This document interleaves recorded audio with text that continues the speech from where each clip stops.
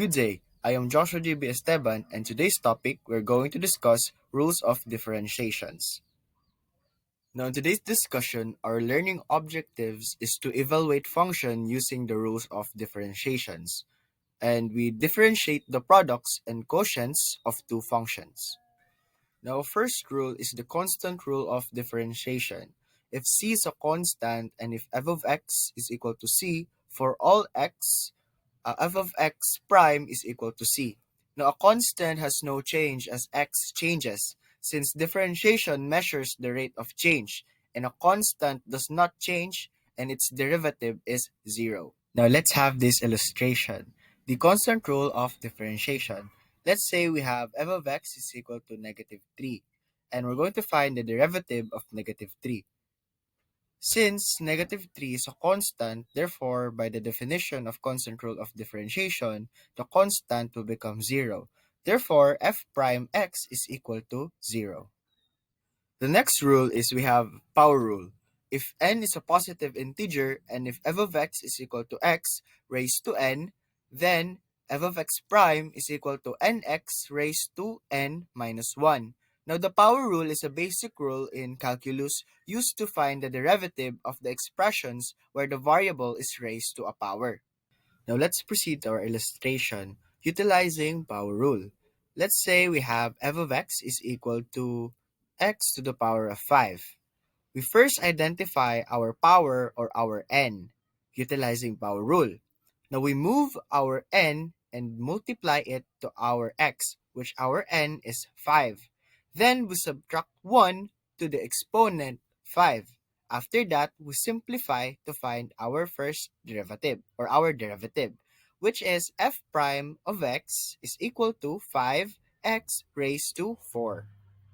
Now, the next rule is the constant multiple rule of differentiation. If f of x is equal to c times g of x, where c is a constant and g of x is differentiable function, then f of x prime is equal to c times g of x prime. Now, the constant multiple rule states that if a function is multiplied by a constant, the derivative of the function is simply the constant multiplied by the derivative of the function. Now, let us proceed to our illustration. We utilize constant multiple rule of differentiation. Let's say we have f of x is equal to 12x raised to 4. Now, we find our constant k, which is 12. The function g of x is equal to x raised to 4. Now, we find the derivative of x to the power of 4, which is 4x to the power of 3. We utilize power rule to find the derivative of x to the power of 4. Now, next is we multiply by the constant, meaning to say we multiply 12 times 4x to the power of 3. Now, we simplify our first derivative or the derivative of the function f of x is equal to 12x raised to 4 is f prime x equals to 48x raised to 3. Now, the next rule is the sum and difference rule of differentiation. If f and g are functions and if h is the function defined by h of x is equal to f of x plus g of x, then if f of x prime and g of x prime exist, therefore, we have h of x prime is equal to f of x prime plus g of x prime. Now, the sum and difference rule states that the derivative of the sum or difference of two or more functions is equal to the sum or difference of their derivative. Now, let us proceed to our illustration.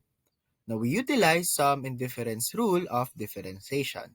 Let's say we have f of x is equal to 5x raised to 4 minus 3x raised to 2. We find first the derivative of 5x raised to 4. And using the constant multiple rule of differentiation, 5x raised to 4 is 20x raised to 3. Now, we find the derivative of negative 3x raised to 2. And using constant multiple rule of differentiation, that is negative 6x. Now, we subtract or add accordingly. Now, we simplify, we have f prime of x is equal to 20x to the power of 3 minus 6x. Up next is we have the product rule of differentiation. if f and g are functions and if h is a function defined by h of x is equal to f of x multiplied by g of x, then if f of x prime and g of x prime exist, therefore we will have h of x prime equal to f of x prime times g of x plus g of x prime times f of x. Now, this rule is necessary because the derivative of a product is not simply the product of the derivatives. When two functions are multiplied, both can change with respect to x, so we must account for the change in each function. Now, let us proceed to our illustration. We utilize product rule of differentiation. Let's say we have y is equal to x squared times 3x plus 1. Step 1, we identify the functions. We use f of x is equal to x squared. Now we find the derivative of x squared, that would be f prime x is equal to 2x. So the derivative of x squared is 2x.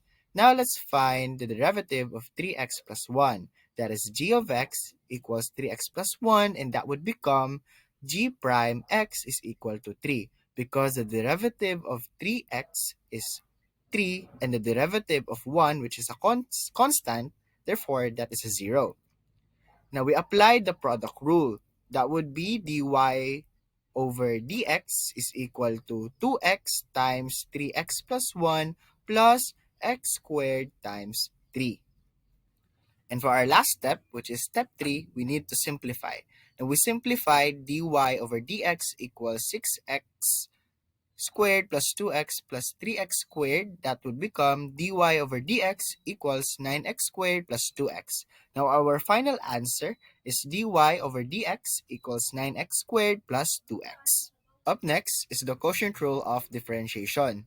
If y is equal to f of x over g of x, where g of x must not be equal to 0, then the derivative is dy over dx is equal to gx times f of x prime minus f of x times g of x prime over g of x raised to 2.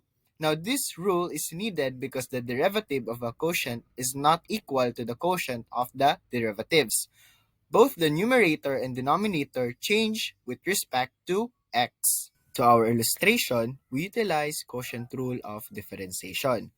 Let's say we have y is equal to x over x plus 1. First step is we have to identify numerator and the denominator. We have f of x is equal to x, which is our numerator. Now the derivative of x is 1. Therefore, we will have f prime of x is equal to 1. Now our denominator, which is g of x, is equal to x plus 1.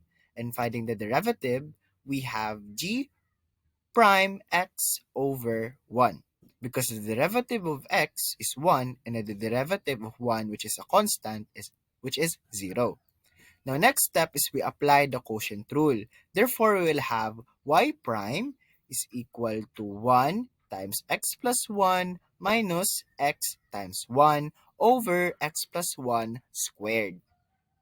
Now, for our last step is to simplify our numerator. Our numerator is x plus 1 minus x, and that would be 1 because x minus x is 0, and that would give us only 1. Therefore, our final derivative is y prime is equal to 1 over x plus 1 raised to 2. Now, lastly, we have chain rule. If y is equal to f g of x, then the derivative is dy over dx equal to f g of x prime times g of x prime. The chain rule is used when differentiating a composite function, which is a function inside another function. Now let us proceed to our illustration. We utilize chain rule of differentiation. Let's say we have y is equal to x plus 1 raised to 3. We first identify our inner and outer function. Our inner function here is x plus 1 and our outer function is u raised to 3. Now, our inner function, g of x is equal to x plus 1. Finding the derivative, we have g prime of x is equal to 1. Next is our outer function. We know that our outer function is u raised to 3. Therefore, f of u is equal to u raised to 3. Now, finding the derivative of that, we have f prime of u equals ru squared. The next step is we have to apply chain rule using our notation. We have dy over dx is equal to f of f prime g of x times g prime x. We utilize that notation, therefore we will have 3 times x plus 1 squared times 1. Now our final derivative, we have dy over dx is equal to 3 times x plus 1 raised to 2. Now, let's try this. Solve the problems using rules of differentiation. Our first problem, we have y is equal to 5x to the power of 3 minus 4x plus 7. Our second problem, we have y is equal to 2x raised to 3 times x squared minus 1. Now our third problem, we have y is equal to x plus 1 raised to 2 over x. And our last problem, we have y is equal to the square root of x plus x minus 1 raised to 5.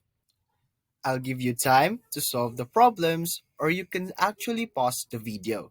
And after that, I will give the solution as well as the steps.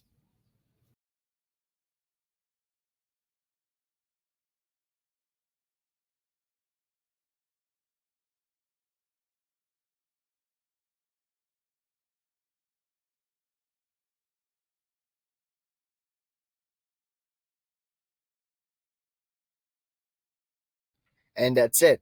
Thank you so much for listening, and I hope you understand and learn something to this discussion. And our learning objective is met. Again, I am Joshua JB Esteban, and this concludes my video discussion.